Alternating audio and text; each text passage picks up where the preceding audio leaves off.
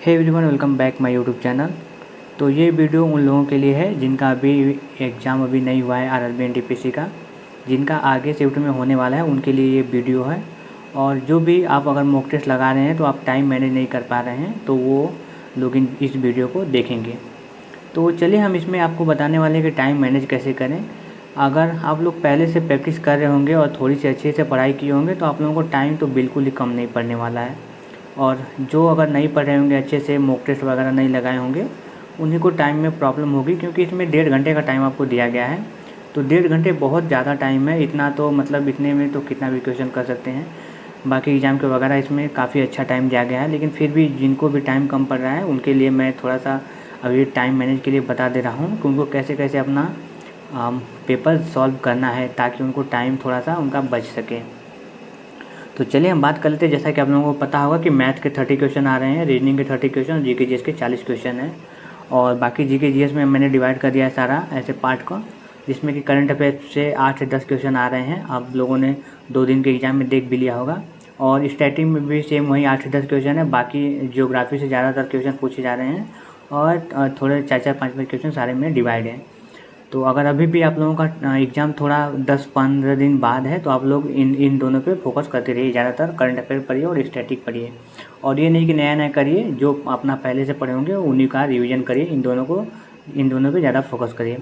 और बाकी हिस्ट्री वगैरह से सिंधु सभ्यता, जैन धर्म, बौद्ध धर्म और वेद वगैरह यही सब कर लीजिए। पॉलिटी में आप लोगों को आर्टिकल वगैरह कर लेना है, ये ज़्यादातर पूछे जा रहे हैं, तो यही इंपॉर्टेंट टॉपिक है, आप लोग इसको कर लीजिएगा।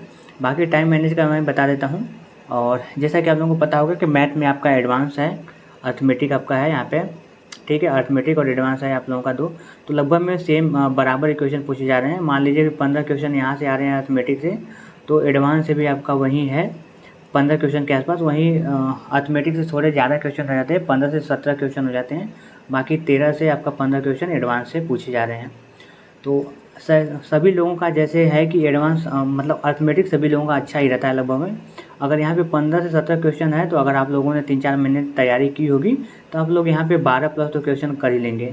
और एडवांस में थोड़े लोगों को प्रॉब्लम रहता है, अगर आप लोगों का फार्मूले वगैरह याद हैं तो इसमें भी आप लोग 10 तो कर ही लेंगे, लेकिन अगर फार्मूले वगैरह भूलेंगे तो आपका नहीं हो पाएगा। तो आप लोगों को यही करना है। और ये भी आप लोगों को पता होगा कि एग्ज़ाम आपका मिक्स आ रहा है। ऐसे नहीं कि पहले मैथ्स का कर लिए, फिर रीजनिंग का कर लिए, फिर जीके जीएस का। आपका सारा क्वेश्चन मिक्स आ रहा है, ठीक है। पहले कोई आ गया मैथ्स का आ गया, फिर जीके का आ गया, फिर रीजनिंग का आ गया, ऐसे करके आपका मिक्स करके क्वेश्चन आ रहा है। तो आप लोगों को ऐसे देखते जाना है। आप लोगों को सबसे पहले अगर आपका क्वेश्चन आ रहा है तो उसको आप लोग पढ़िए, ठीक है। पढ़ने के बाद अगर आप लोगों के माइंड में तुरंत क्लिक कर रहा है कि हाँ, जैसे मान लीजिए अगर मैथ्स का आ गया, तो अगर आप लोग पढ़ते ही आप लोगों के दिमाग में मैप बन जाना चाहिए कि हाँ, इसको कैसे सॉल्व करना है। अगर आप लोगों के माइंड में वो मैप नहीं आ रहा है कि मैं कैसे सॉल्व करूँगा, तो उस क्वेश्चन को आप स्किप कर जाइए, ठीक है। अगर आप लोग उस क्वेश्चन पर रुकेंगे तो आप लोगों का टाइम वेस्ट होगा।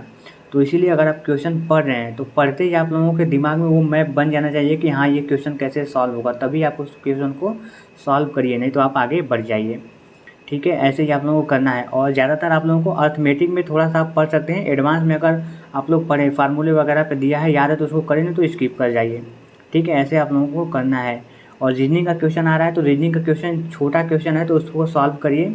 बाकी जो बड़ा क्वेश्चन है, जैसे कि आपका सीटिंग अरेंजमेंट हो गया, ठीक है, ये आपका बड़ा क्वेश्चन 5 से 8 लोगों का दे दिया है, तो उसको आप लोग स्किप कर जाइए। उसको आगे के लिए टाइम अगर आपका बचता है तो उस पर आगे करिएगा। तो आप लोगों को सीटिंग अरेंजमेंट का क्वेश्चन छोड़ देना है। और जैसे कि साइड वगैरह दिया रहता है कि लेफ़्ट साइड, राइट साइड ऐसे जाना है, तो दिशा और दूरी का उसका भी क्वेश्चन छोड़िएगा, ताकि वो थोड़ा बड़ा बड़ा क्वेश्चन रहता है, लैंग्वेज उसकी बड़ी बड़ी रहती है, तो उसमें आप लोगों का टाइम 1 से 1.5 मिनट चला जाएगा। इसलिए सबसे छोटा छोटा जो क्वेश्चन आ रहा है उनको सॉल्व करिए। बाकी आप लोग उसको जो भी आप क्वेश्चन छोड़ते जाएंगे उसको लास्ट में करिएगा। उसको मार्क करके रख लीजिएगा कि मुझे लास्ट में करना है, और टाइम बचेगा तभी करिएगा। और जीके जीएस का सेम है। जीके जीएस तो आप लोगों का मतलब सबसे ईजी है।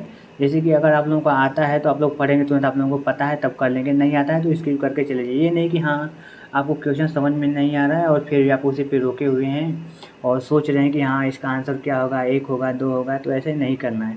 आपको पढ़ते ही आपके माइंड में उसका, अगर मैथ्स रीजनिंग है तो उसका रोड मैप आ जाना चाहिए कि हाँ, ये क्वेश्चन कैसे सॉल्व होगा या इसका फार्मूला कैसे लगेगा, तभी आप लोग उस क्वेश्चन पे रुकिए। और ऐसे ही आप लोगों को टाइम मैनेज करना है। तो अगर आप लोग जैसे कि आपका जीके जीएस में 40 क्वेश्चन है तो इसको आप 10 मिनट में 10 से 15 मिनट में आप इसको दे देंगे, क्योंकि इसमें पढ़ना ही रहता है। आप लोग अगर 20 सेकंड में एक क्वेश्चन पढ़ेंगे तो आराम से कर लेंगे, और कितना ज़्यादा टाइम लेंगे जीके जीएस को। तो ऐसे ही आप लोगों को मैथ्स रीजनिंग में थोड़ा टाइम दे दीजिए आप, लेकिन जीके जीएस में आप तो मान लीजिए कि ज़्यादा से ज़्यादा 20 मिनट लेंगे। अगर आप जो पढ़ेंगे जिसका आंसर आ रहेगा उसका करना है, जिसका नहीं आ रहा है वो उसका करना नहीं है, ऑटोमेटिक ही आगे बढ़ जाना है। तो टाइम मैनेज आपका ऐसे ही होगा। बड़े बड़े क्वेश्चन को आपका मैथ्स रीजनिंग में बड़े बड़े क्वेश्चन जो भी हैं उनको आप लोग स्किप करके जाइएगा, छोटे क्वेश्चन जो हों उनको सॉल्व करिएगा। मैथ्स के क्वेश्चन में जिसका भी आपको पढ़ते ही क्वेश्चन में दिमाग में आ जा रहा है कि हाँ ये ऐसे ऐसे सॉल्व होगा, उसी पर रुकिए, नहीं तो स्किप करके चले जाइए। और बाकी वही है, सीटिंग अरेंजमेंट वगैरह के जो हैं और ब्लड ग्रुप वगैरह के जो आते हैं, ब्लड रिलेशन के, उन क्वेश्चन में थोड़े लैंग्वेज बड़े बड़े रहते हैं, उनको आप स्किप करके आगे चले जाइए। यही आपका है टाइम। वैसे तो अगर आप लोग सॉल्व कर रहे होंगे टाइम मैनेज आसानी से हो जाएगा, क्योंकि मैं भी अगर सॉल्व करता हूँ तो 1 घंटे में मेरा सारा क्वेश्चन कंप्लीट हो जाता है। तो उसी के हिसाब से मैं आप लोगों को बता रहा हूँ।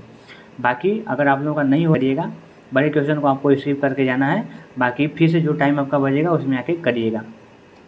और बाकी अभी मेरा एग्ज़ाम अभी नहीं होने वाला है, अभी मेरा सिटी का लाइव डेट आया है, बाकी देखते हैं कब आता है अगला मैसेज, उसके बाद हम देखेंगे।